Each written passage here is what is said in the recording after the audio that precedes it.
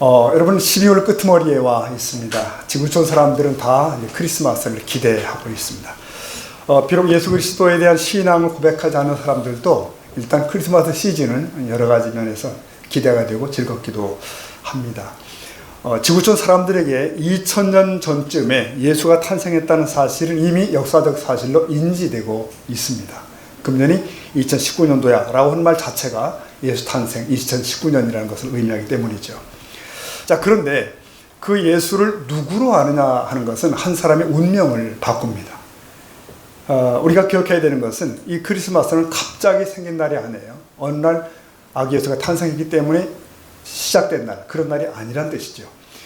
인류 초기부터 그 날을 예고되었고 또 예고되었고 예고되고 그리고 준비되어 온 그 날입니다. 그래서 사도 바울은 예수님의 탄생을 이렇게 간략하게 요약합니다. 갈라디아 4장 4절을 보면 때가 참에 읽어볼까요? 하나님이 그 아들을 보내사 여자에게 나게 하시고, 여기 두 가지 굉장히 중요한 내용이 있는 것 같습니다. 때가 참에 일단 정한 때가 되었다는 뜻입니다. 드디어 하나님이 아들을 보내셨다. 역사는 늘 그렇게 하나님의 타이밍과 연결되어 있습니다. 여기서 말하는 그 때란 이스라엘이 정치적으로 굉장히 곤고할 때예요. 외세의 압박을 받고 또한 종교적으로는 신앙이 무기력해지고 율법이 짐이 되어버리는 그런 시대예요. 그러니까 사람들이 견디기가 어려웠고 구약에 예고되었던 메시아를 그냥 기다릴 때입니다. 간절히 메시아가 언제 오시지? 마치 그 메마른 땅에 비가 오는 그걸 기다리듯이 말이죠. 마치 물이 100도가 차야 확 끓듯이 그때가 그 타이밍입니다. 메시아가 언제 오시나? 자, 그럴 때 그리고 드디어 한 밤에 하나님께서는 그 아들을 보내시게 됩니다. 그분이 어떻게 오셨다고요? 보니까 여자에게 나게 하시고 라고 되어 있습니다. 좀 특이하죠, 여러분? 네, 그래서 예수님을 여인의 후손이라 보통 부릅니다. 이 말은 예수님을 다른 모든 사람과 구별하는 말일 수도 있습니다. 왜? 모든 사람은, 지구촌의 모든 사람들은 다 남자의 성을 따라 족보가 형성되어 있잖아요. 그렇게 되어 있습니다. 올라가면 다 아담의 후손입니다. 그래서 제가 생각하기는 온 인류가 다 성이 아시라고 생각해요. 네, 아시. 맞죠? 근데 그 혈통과 족보에는 원죄가 흐릅니다. 원죄가 흐르고 있습니다. 그러므로 만일 인류를 구원하실 분이 오신다면, 인류의 죄를 담당하실 분이 오신다면 그분은 그 죄와 상관이 없는 분이어야 된다는 말이죠. 인간 아버지 혈통을 따르면 안 되는 거예요. 아시 혈통은 안 됩니다. 엄마의 태만 빌려서 출생할 수 있다면 그건 가능하게 되죠. 그런데 사람의 역사 속에 그가 들어오시기까지 그분에 관한 예고는 참으로 여러 번 반복되었습니다. 구약의 곳곳에서는 350번이나 오실 메시아에 관해 서술이 되었습니다. 그의 출생, 그의 생애, 그의 죽으심, 이게 다 상세히 기록이 된 거죠. 성탄을 앞둔 오늘 우리는 그의 출생에 관한 부분을 이제 주목하려고 그럽니다. 그의 탄생에 관한 그 예고들이 이제 구약 곳곳에 나옵니다. 선자들은 그가 어디서 혹은 언제 어떻게 오실지를 계속 예고해 왔어요. 근데 이게 계속 거슬러 올라가 보면 어디까지 가냐면은 에덴 동산까지 올라갑니다. 자, 세상이 창조됩니다. 아담과 하와는 에덴 동산의 당당한 이제 관리자가 됩니다. 그런데 그들은 하나님의 명을 어기고 죄에 빠지게 되죠. 하나님은 어떻게 하실까요? 그 다음에. 네, 그래서 이런 질문이 가능합니다. 사랑하다의 반대말이 뭐냐? 사랑했었다가 맞다는 거예요. 네, 의미가 있죠? 그러면 창세기 3장의 하나님은 어떻습니까? 사랑했었다가 아니라 그 후로도 여전히 사랑하시다가 그 하나님입니다. 하나님은 그 아담을 찾아오셨고요. 그리고 저주와 심판 대신 챙겨주시는 것을 보게 됩니다. 그리고 놀라운 회복의 약속을 그날 거기서 주십니다. 그 약속은 이제 역사를 관통하는 것이 될 겁니다. 장차 이 땅에 오실 분으로 인해 성취될 그 약속에 이 내용을 우리는 원시복음 혹은 첫복음이라고 부릅니다. 창세기 3장 15절입니다. 그 내용 여러분 아시죠? 내가 너로 여자와 원수가 되게 하고, 다 같이 볼까요? 내 후손도 여자의 후손과 원수가 되게 하리니 여자의 후손을 내 머리를 상하게 할 것이요 너는 그의 발꿈치를 상하게 할 것이다. 네, 보십시오. 이것은 사람을 유혹하여 범죄케 했던 뱀에게 주신 선언이에요. 사단은 뱀을 이용했었죠. 하나님은 뱀을 빗대어서 이 사단을 저주한 겁니다. 내 후손과 여자의 후손을 격돌하리라. 여자의 후손은 그래서 오실 메시아를 상징합니다. 그는 사람을 죄에 빠뜨린 사단의 머리를 밟아서 궁극적 승리를 가져오실 분이에요. 인류를 죄와 사망의 법 덫에서 건져내심으로 회복해 하실 것을 예언하신 겁니다. 참 놀랍죠? 여러분, 아담과 하와가 죄에 빠진 바로 그 순간 진노 혹은 포기 대신에 하나님은 인류를 끌어안았습니다. 구하기 위해 근원적 해결 방법을 선언하셨다는 거죠. 자, 그 뒤로 세월이 흘러갑니다. 인류는 죄와 어둠 속에서 낳고 죽고를 반복합니다. 그리고 드디어 하나님의 때가 차지요. 때가.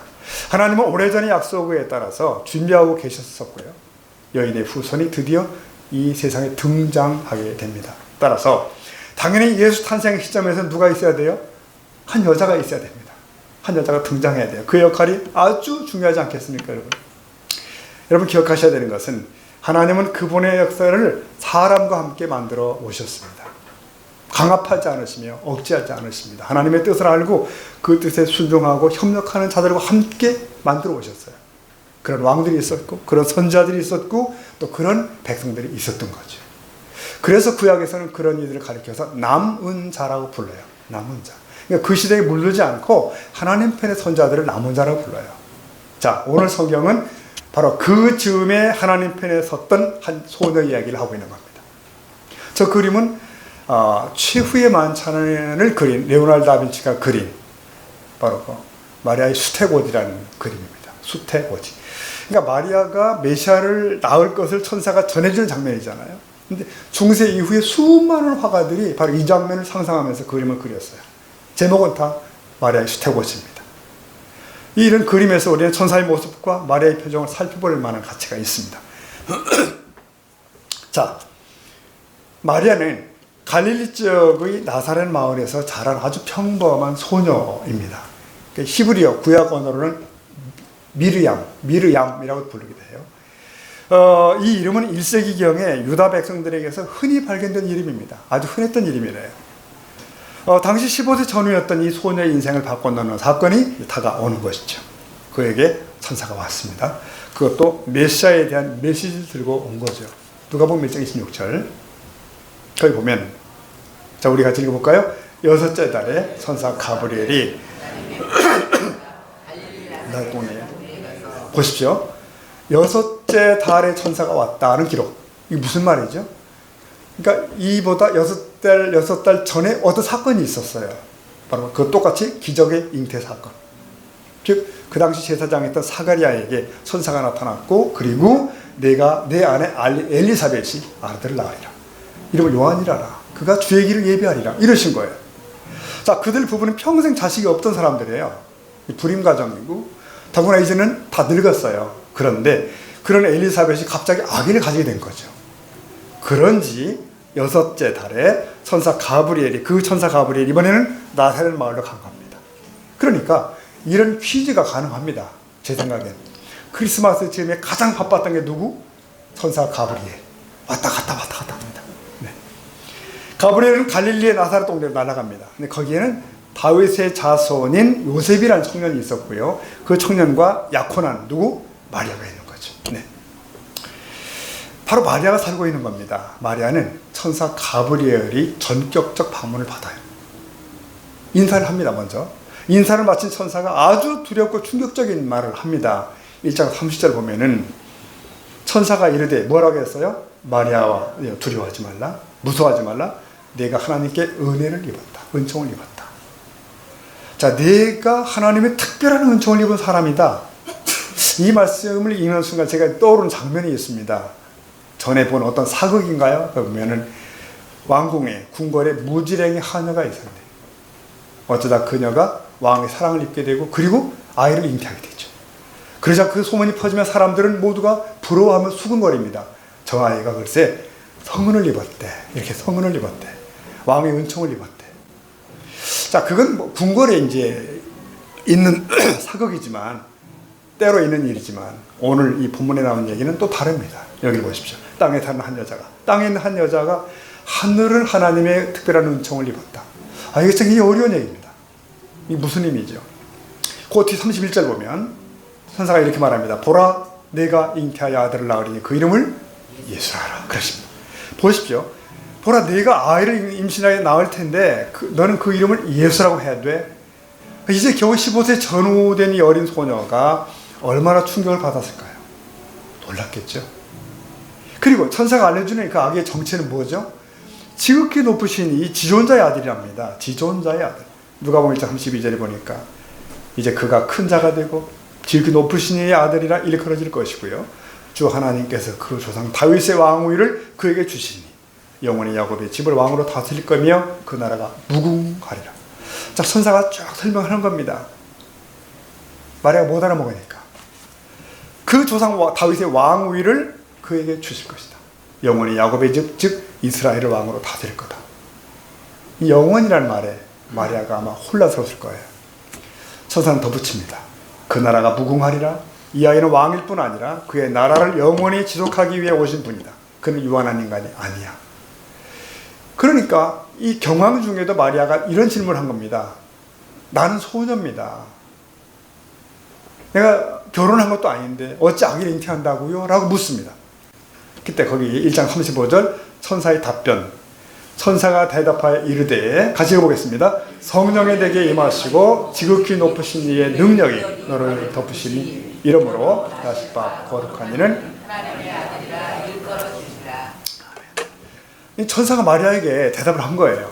성령의 내게 내려오시고 하나님의 능력이 너를 감싸 주실 것이다. 태어날 아이는 거룩한 분이야. 하나님의 아들이라 불릴 것이다. 지극히 높으신 이의 능력이 너를 덮으시리니, 이 말 참 신비로운 말이죠. 그는 하나님의 아들이라 일컬어지리라. 그래서 오늘 아침에도 우리들은 신앙 고백을 한 거죠. 그는 성령으로 잉태하사 동정녀 마리아에게 낳으시고, 이렇게 했지 않습니까? 자, 이 영원한 초자연적 존재는 기적적 출생을 통하여 세상에 오시게 됩니다. 그는 완전히 거룩하여 조금도 죄가 없으시며 신임의 인간으로서 영원히 사십니다. 마리아가 받아들이기에는 너무 오묘해요. 이것이 바로 성육신 교리의 요약 아닙니까? 하나님의 아들이 인성과 육신을 취하여 세상에 태어나시다. 바로 그 내용입니다.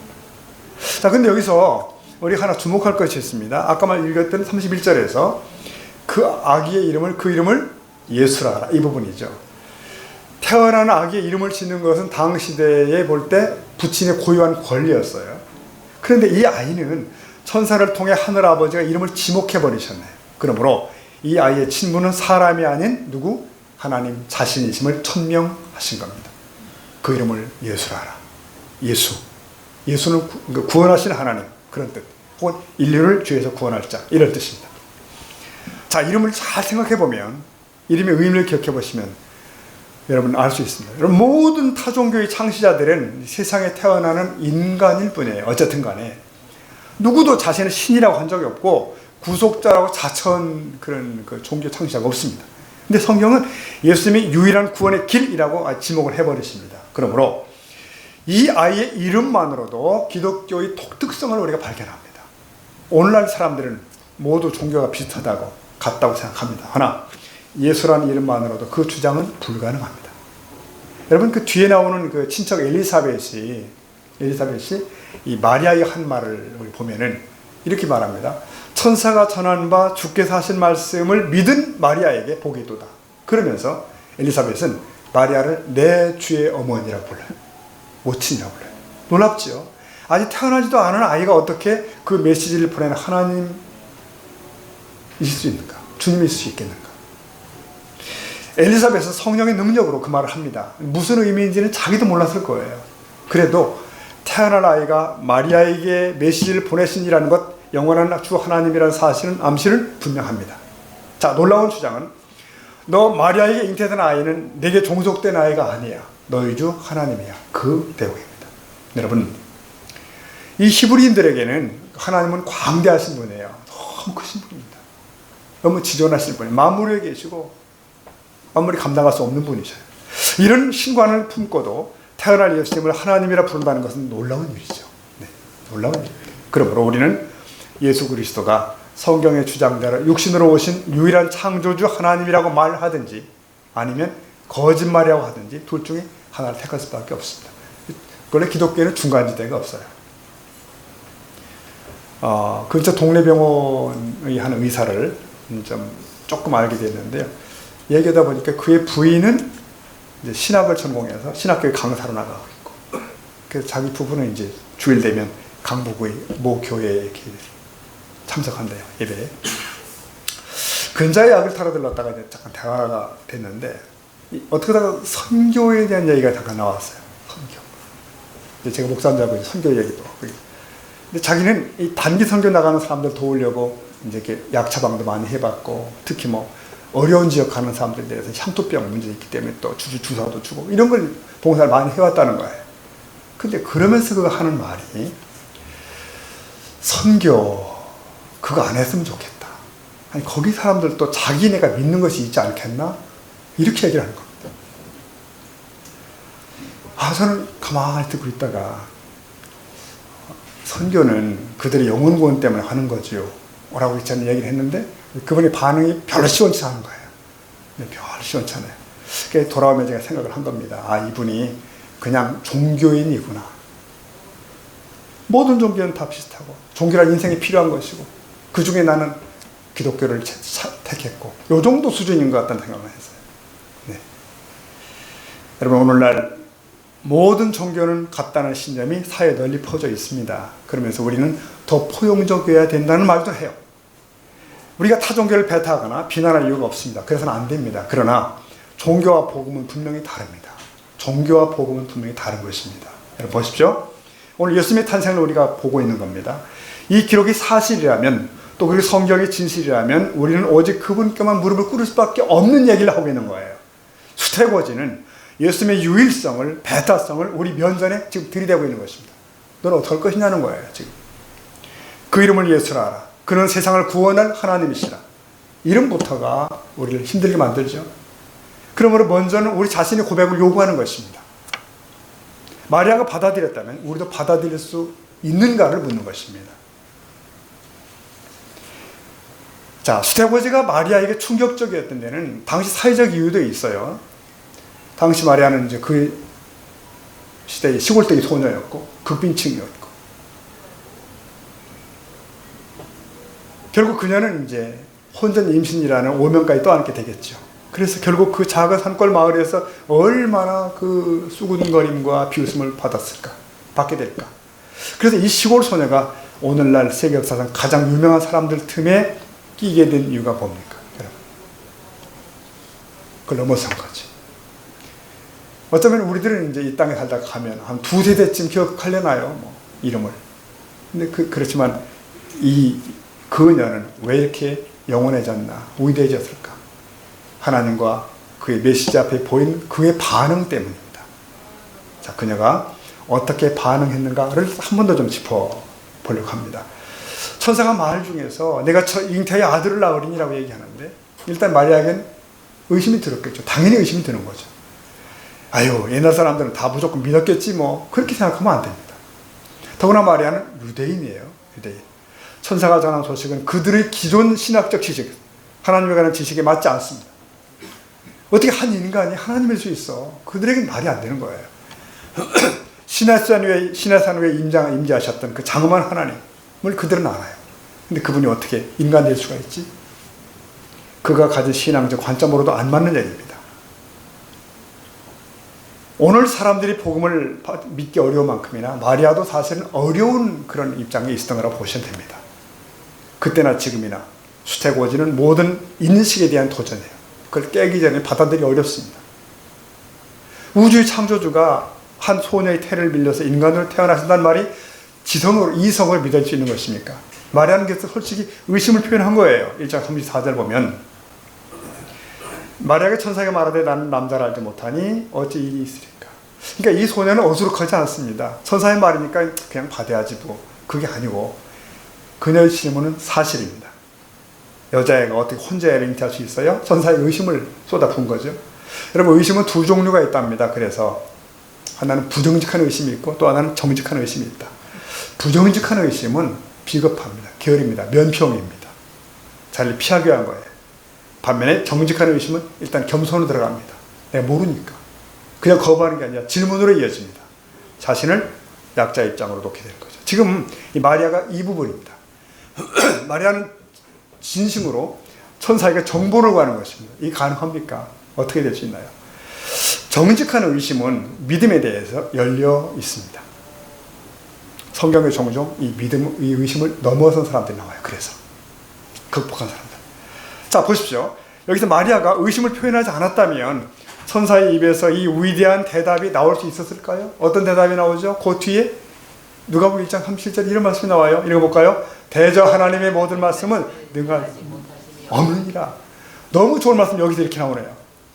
이 말씀이 저나 여러분이 얼마나 큰 위로가 되는 말씀입니까? 얼마나 많은 사람들 역사 속에서 격려를 받았을까요? 하나님의 말씀은 능하지 못하신 없느니라. 근데 이 말을 천사의 말을 듣고서 그 은혜가 결단을 내린 겁니다. 자, 천사의 이 말들은 확실한 논증이 있는 겁니다. 지금 뭐냐면 마리아야, 너는 하나님을 믿느냐? 하나님의 세상을 창조하시고 너의 민족을 오래 세월 지켜오셨다면 왜 이 일인들 못하시겠냐? 이렇게 마리아가 생각해봐도 그건 맞는 말이에요. 그래서 그녀가 이렇게 최종 답을 합니다. 주의 여종이오니 말씀대로 내게 이루어지이다 라고 고백을 합니다. 주의 여종이오니 말씀대로 이루어지이다. 다른 번역 성경 보니까 이렇게 되어 있어요. 주의 시녀를 보옵소서. 제게 당신의 말씀대로 되기를 원하나이다. 왕으로 하나님 높인 장면이죠. 장엄한 표현입니다. 여러분, 이 부분은 성경에 나오는 위대한 고백 중에 하나입니다. 위대한 순종의 고백이에요. 자, 마리아의 이런 고백은 넘어야 할 산이 많습니다. 넘어야 했던. 마리아의 순종은 일단 사람보다 하나님을 더욱더 사랑했기에 가능한 순종의 고백이에요. 자, 미혼모로 아기를 잉태하면 일단은 부모의 얼굴에 먹칠하고 있어요. 그 시대에 특히. 그들은 가문의 명예를 소중히 여기는 사회입니다. 문화입니다. 일단 그 문제가 터지게 된 거죠. 미혼모는 가문을 먹칠했다고 보는 거죠. 또 하나는 언젠가는 정혼한 약혼한 요셉도 알 거 아닙니까? 이 사람에 대한 어떤 의미에서 배신이죠. 그때 약혼한 남자 요셉이 어떤 반응을 할지는 예측이 어렵지 않습니다. 상황이 악화될 경우는 악화될 확률이 더 높은 거죠. 파혼입니다. 실제로 요셉이 나중에 이 사실을 알았을 때 대단한 충격을 받게 되잖아요. 마태의 기록을 보면 1장에 18절 이하에 보면은 이것을 한 요셉이 저를 드러내지 아니하고 가만히 끊고자 했다. 이런 기록이 나와요. 그럼에도 요셉의 태도는 굉장히 진중합니다. 아주 진지해요. 그래서 그 역시 그러나 사람인지라 마리아에 대한 배신감을 느끼지 않을 수 없겠죠. 그래서 소문내지 않고 가만히 파혼하기로 하다. 이렇게 되어 있습니다. 한 교회 성경 공부반에서 있었던 일 같습니다. 이 부분, 마리아의 잉태 사실을 이제 이 부분을 다루게 됐는데 천사가 나타나서 마리아의 잉태는 성령 역사하십니다. 이걸 고지했다. 이런 얘기를 했는데 그 공부하는 사람 중에 한 사람이 따지기 좋아하는 사람이겠죠. 도대체 이 마리아가 성령을 아기를 가졌다는 것이 이게 되겠냐? 이게 말이 되냐고 계속 물고 늘어지니까 진도를 못 나가는 거예요. 진도가 안 나가. 그러니까 보고 있던 한 사람이, 이 사람 초신자인데 그랬답니다. 야, 지 서방에 믿는다는데 왜 네가 난리냐? 그랬답니다. 근데 요게 누구냐면 당시 초신자였던 구봉서 장로랍니다. 네. 말 되죠. 네. 근데 만일 요셉이 태클 걸으면 어떻게 되는 거죠? 이제 그때 파혼되는 거죠. 네. 그랬더라도 여러분, 마리아는 주께 순종하는 길을 이미 선택한 뒤입니다. 그래서 마리아가 요셉보다도 하나님을 더 사랑했음을 보여주는 대목입니다. 바로 아브라함이 이삭을 단에 올리는 것과 같은 상황이죠. 여러분, 우리의 순종이 넘어야 할 장애물이 많은데 그 중에 사람도 장애물일 수 있습니다.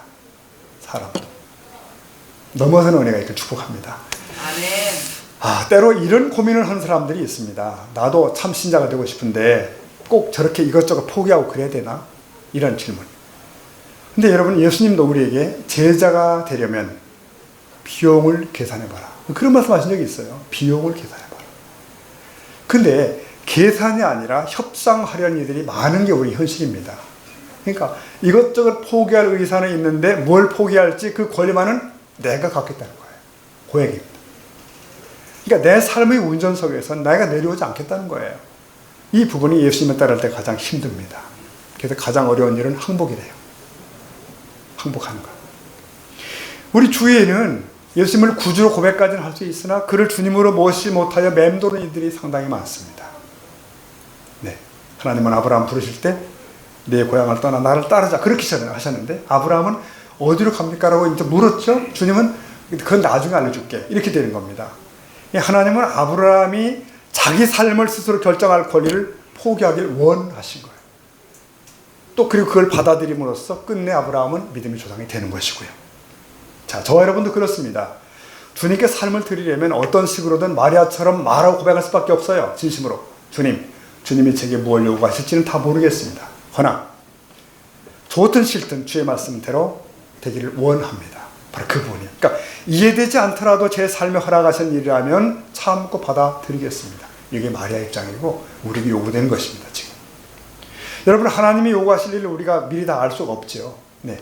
예수님을 따르는 대가를 미리 알 수가 없습니다. 단지 우리 이렇게만 다짐할 수 있는 거예요. 무슨 일이 닥칠지 다 모르지만 이것만은 안다.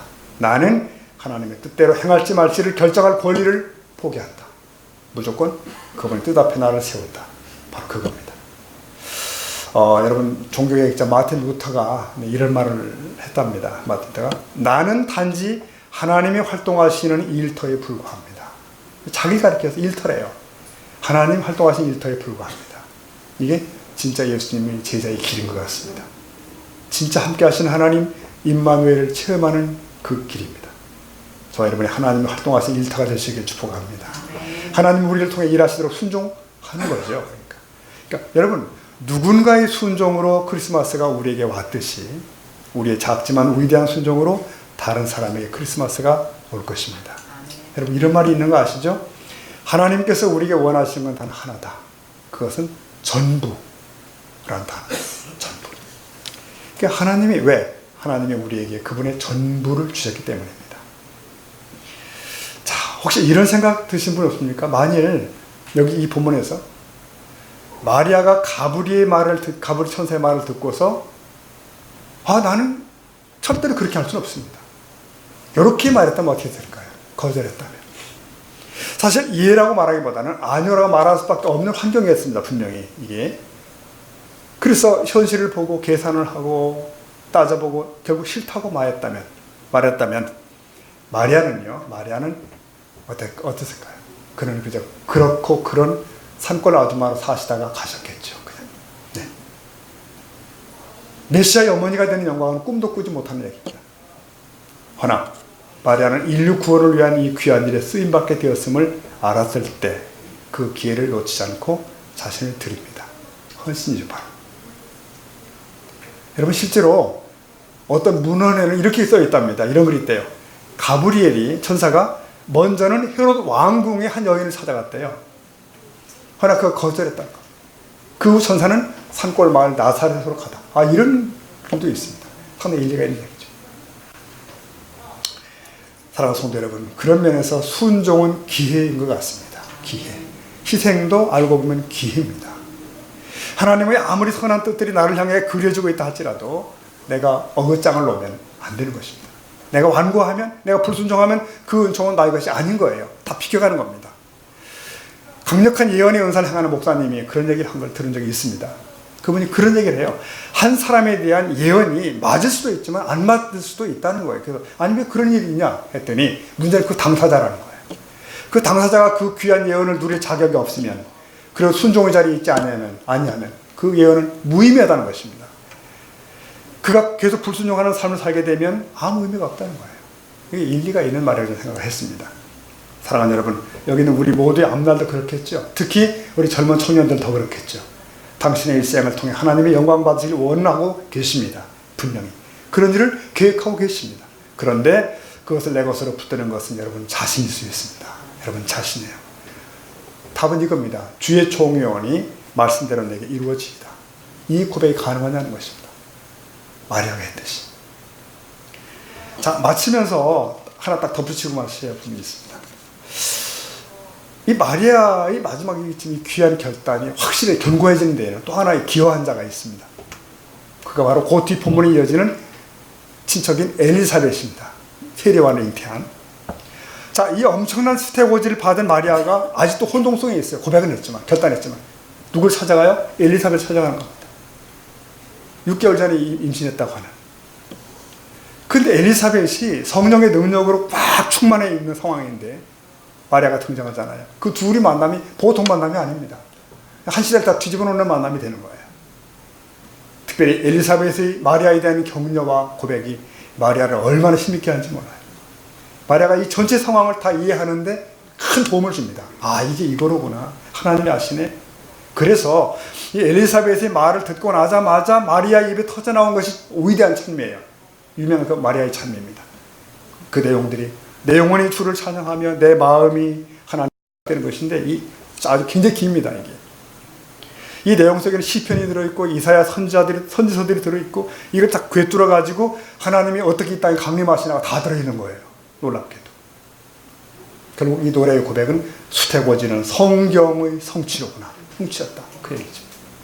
근데 이 모든 깨달음이 가능했던 것이 바로 마리아가 엘리사벳을 방문했기 때문이라니까요. 만났기 때문에. 여러분, 맞습니다. 단순하면 분명한 교훈이 있습니다. 우리에게는 뭐가 필요하죠? 신앙의 동지가 필요합니다. 공동체가 필요합니다. 마리아도 다른 자매 엘리사벳을 보고 함께 대화하며 확신을 깨닫는 거예요. 이거로구나.